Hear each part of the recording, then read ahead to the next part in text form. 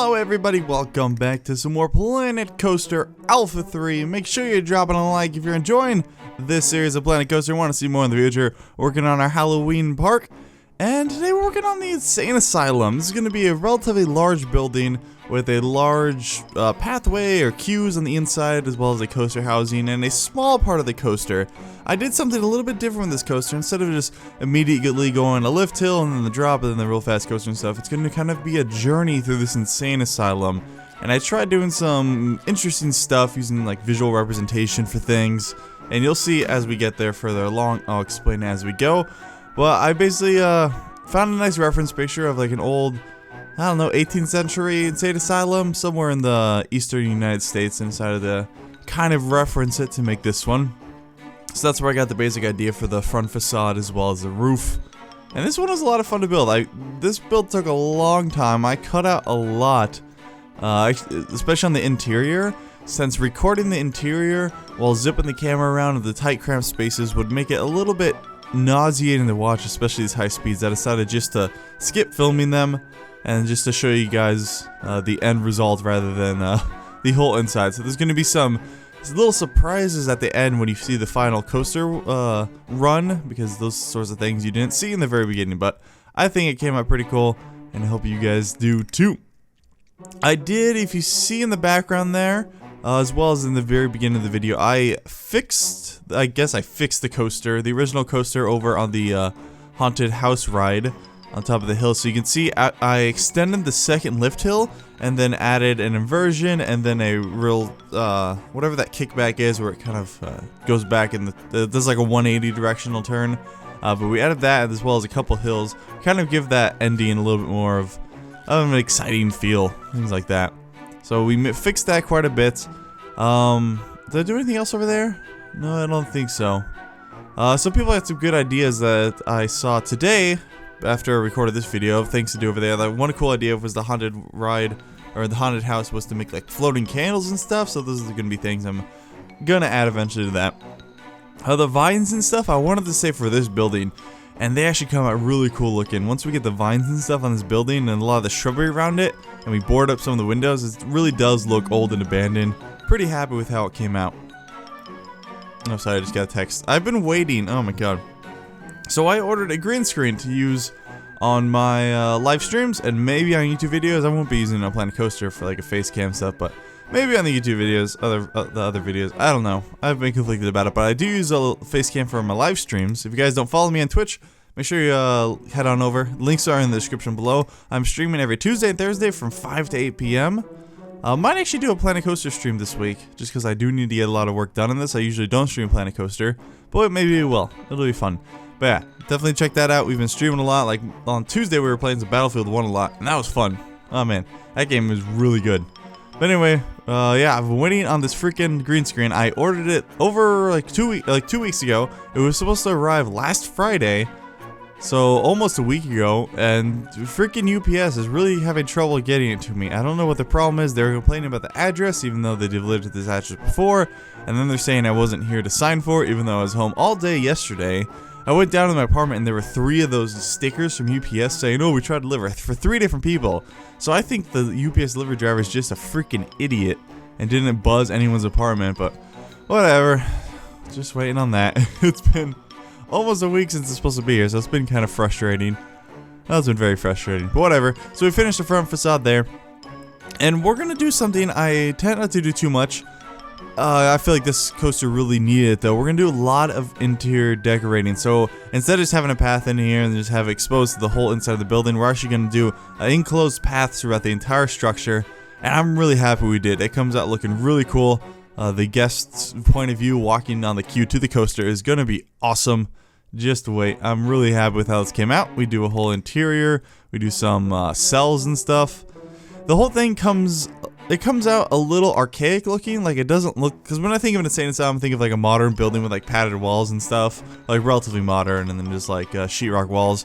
This comes out a little more dungeony than I'd like, so maybe we can pretend it was like a 17th or 18th century insane asylum, something like that, rather than a 19th or 20th century one, or maybe even 19th, at least not 20th or 21st century insane asylum.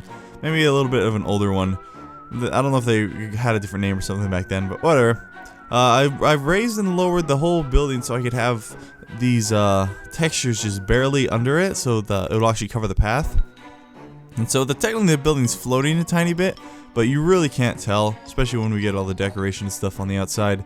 And then here on the main path going, or the main queue going to the entrance and the one coming out from the exit, I wanted to put some cells, and I was trying to find something to use the bars. Because I know we had the metal grate that they use on like the medieval fence, or the medieval gate and stuff, but I don't really like the look of it.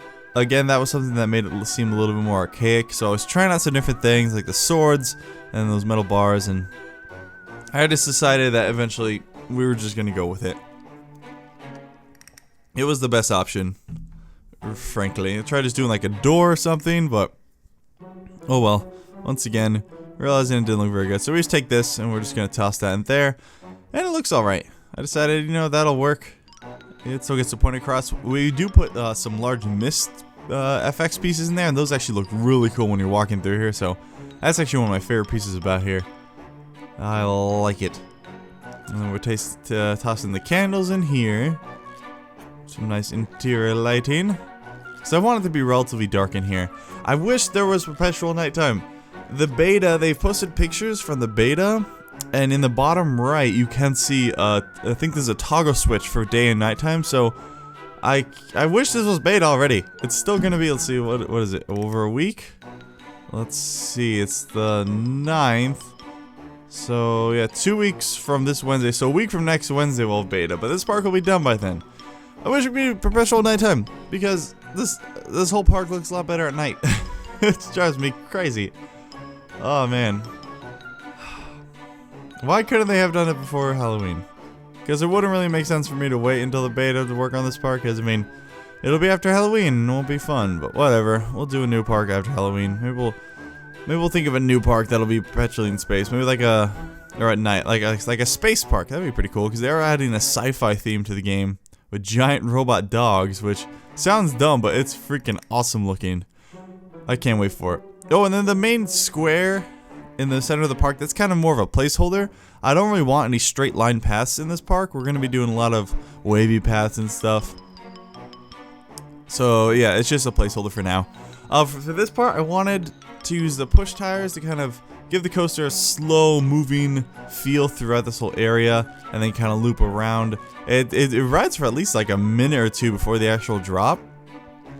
And I did that because I want to kind of tell a story and try something a little bit different. I'm kind of inspired by, I don't have a lot of experience with actual real world theme parks and coasters and stuff, but I do like, I don't know, it kind of makes me think of maybe the Pirates of the Caribbean ride?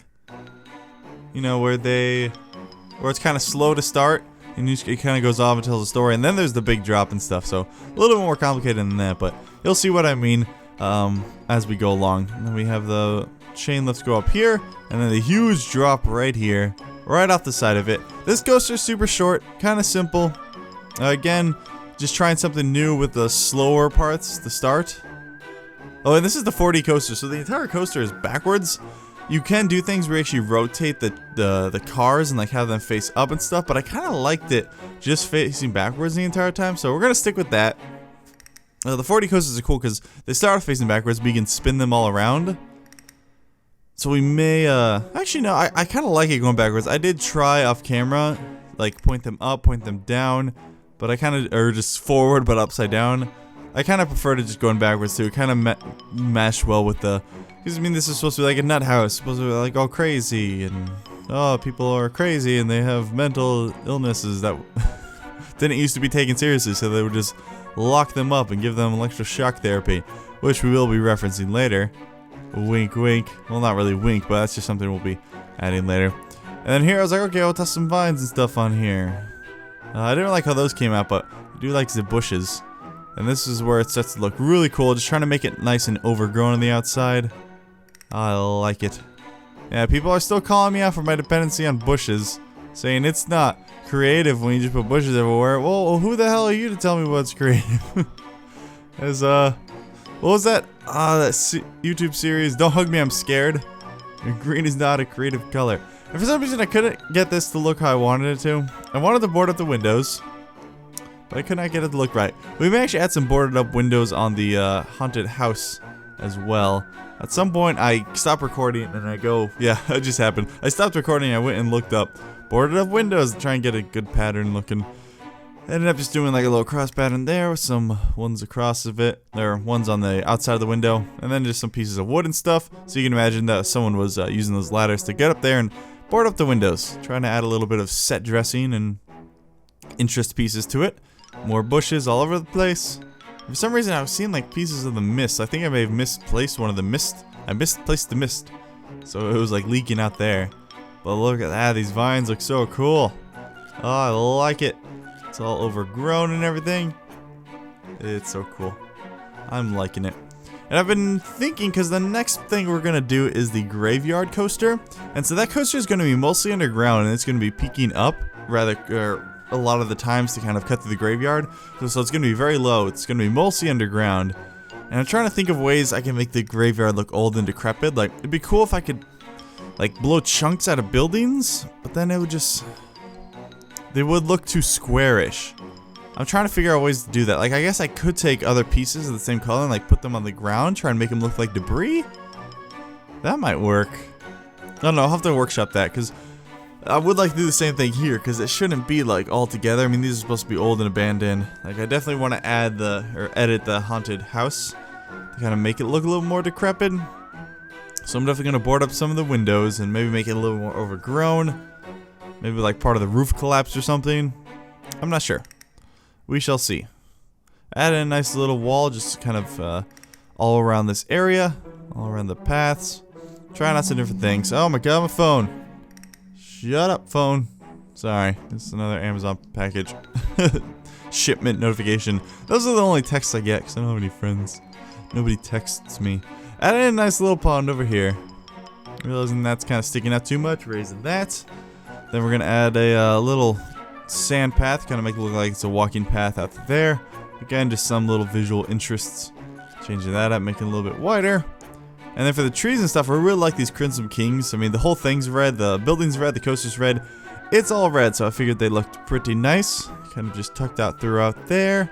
And look at that, it's looking pretty cool on the inside here. Some bushes are sticking to the wall, but I figured that was okay. You could say like some bushes or some foliage kind of broke in.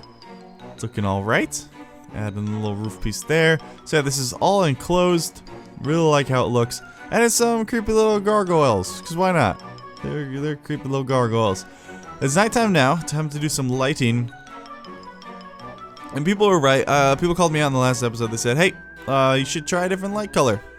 Instead of just that orange light. Like, because on the haunted hill house. I was like, that's a good idea. So this one, guess what color we're going to do? We're going to do red. Because everything about this is nice and red. So this actually makes it look real creepy and cool. And if only it could stay nighttime forever. Because nighttime lasts for like 2 minutes in this game. And then it suddenly goes to daytime. I just want it to be nighttime forever. It would look so much better in this park. My god. So in between these past couple cuts, I did a lot of editing on the inside. As you can't really see it, but you'll see it now in the final coaster right there. So we're adding some lights just along the wall there. And there we go. And so as you leave the bay, you're just kind of moving backwards. And then here I just have some creepy faces and some red lights. So this is supposed to signify like violence or anger or something, or any sort of mental disability that would have been, well, not really mental disability, any sort of anguish or something that would have gotten you thrown into an insane asylum, some sort of loony bin. Because it's supposed to be like a rather archaic system. It's not like today's mental health facilities where they actually understand and treat these illnesses. Here, they just do electroshock therapy. So we've got a tunnel of electricity. That's what it's supposed to signify. Just electroshock therapy, kind of trying to condition people by zapping their brains. At least I didn't do lobotomy. That would have been hard to represent with the game pieces, though. Maybe just like a giant knife coming down at you. I don't know. Pretty spooky, though, right? You got red lights and electricity. But I like how this whole area is enclosed. I'm pretty happy with how it came out. It's a little bit plain. I couldn't think of anything to do in this area. Do you guys have any ideas? So we did like the red lights to signify like the anger and hate and stuff. And then we have the electricity for the electroshock therapy. But here I couldn't really think of anything. Another transition before the drop. And we're almost to the drop. It does take us a while to get up here.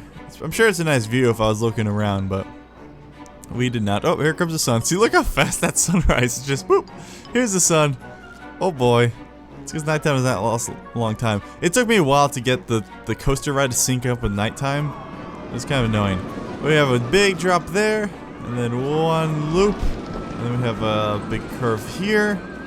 Oh, and then I did add a couple of helixes, or not helixes, just spins or whatever the hell these things are called right here. So there's 2 of them in a row, so that's pretty cool. You go right in front of it, and then we're going to spin back around, and then we're going to go into the final area, which is supposed to represent the fake happiness and well-being after these electroshock therapy.